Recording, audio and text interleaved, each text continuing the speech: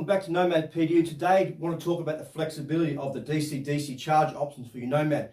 You've all seen the ciga DC, or hope you've seen the ciga DC before. That allows you to plug and play, plug into the cigarette socket in your car, and then it goes to the DC charger, and then you connect it to your Nomad, and then your unit's charging on the way to the campsite. But you can also use these ciga DCs to run your fridge, because your fridge likes a certain operational voltage, and as long as your fridge sees, say, 11 or 12 volt, it's always going to work continually and be happy. But what happens with most fridges, they'll drop out at say 10.5 volt and kick back in at say 11. The Nomad itself will run right down to 9 volts. So how do you get the most out of the Nomad? We talked about using inverters before, which you can use, and that's fine. But we have ciga DC, so which is this one here. So it's got a ciga plug.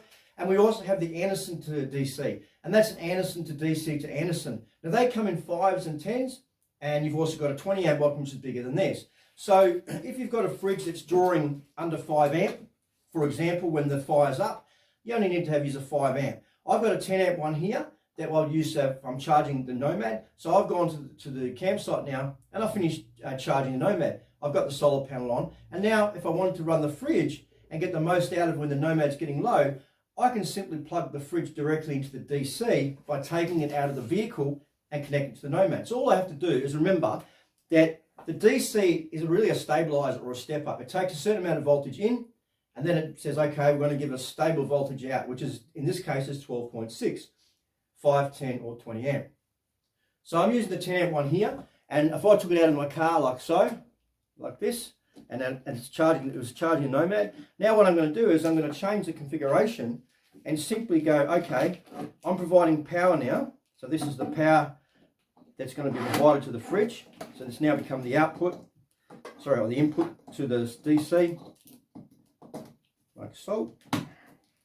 Okay, so that's providing power now to the DC. So that's now that's the input, and now this is going to go to the fridge.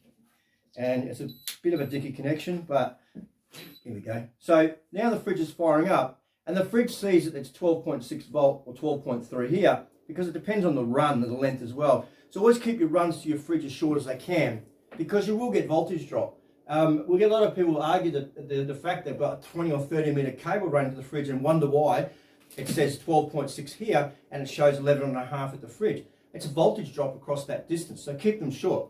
So what I've got here now is I've got the Nomad running to the DC and to the fridge. The fridge sees it's 12.3 volt over here. It wouldn't matter what's on the screen. This is fully charged at 12.4. And then what this fridge will still see is 12.6. And it doesn't matter what voltage shows on here, that's still going to see the 12.6, because that's a step up or stabilizer, if you like. So that's the great flexibility about these, because it's not like a normal DC-DC charger in your car that you can only use for charging. You can take this out, like it's as simple as this. I'm finished running my fridge now, and I'm going to go back to charging it from the car. I'm going to say, well, that's now the input.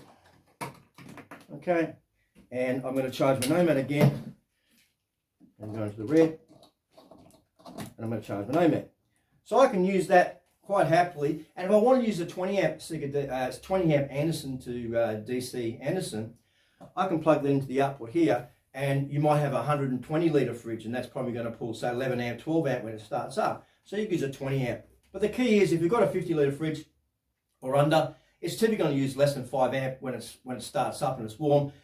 If you're concerned at all about it, you can use the 10 amp, it's no problem. Having more is okay. It will draw what it needs. So if you've got a 90 litre fridge, it's probably going to draw around about between 8 and 10 amp. So if you've got a 10 amp one of these modules, it's going to work fine.